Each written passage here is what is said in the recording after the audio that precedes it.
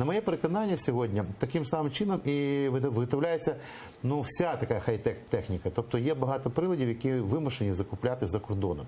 Та ж саме авіоніка, те ж саме спостереження, камери, фокуси, все інше. Тобто, я думаю, що компанія, яка офіційно, повторюю, офіційно працює, офіційно має працівників, офіційно завозить за кордону запчастини. Це, бачите, якби журналісти ж дізналися, вони ж не привозили в карманах нелегально. Тобто ви проходили розмитнення, сплачували податки.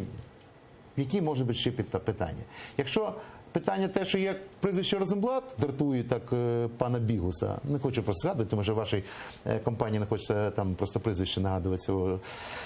Що, я знаю прекрасного псевдожурналіста. Чому псевдо? Тому що я не люблю людей, які роблять фейки, а потім навіть намагаються... Я з ним побачився, я з ним про це поговорю обов'язково. Передайте, будь ласка, від мене, що він для мене... Я з ним поговорю обов'язково про це. Обов'язково, так. Я думаю, що те, що він згадав це в своїй передачі, воно 75-80% так практично брехня, але з елементами якісь там, вибачте, якоїсь, знаєте, хтось, одна бабка сказала, хтось щось сказав. Тому для мене є сьогодні принципова позиція Міністерства оборони, вона чітко зазначена в своєму листі.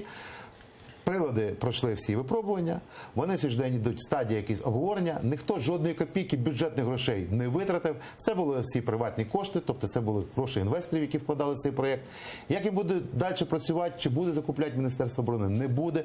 Але я знаю, що компанія намагається продавати їх по всьому світу, і в принципі, я бажаю їх тільки успіху. Якщо в Україні будуть створені високотехнологічні компанії, на яких будуть працювати законно люди, які будуть виготовляти найсучаснішу військову чи іншу техніку, я тільки буду радий.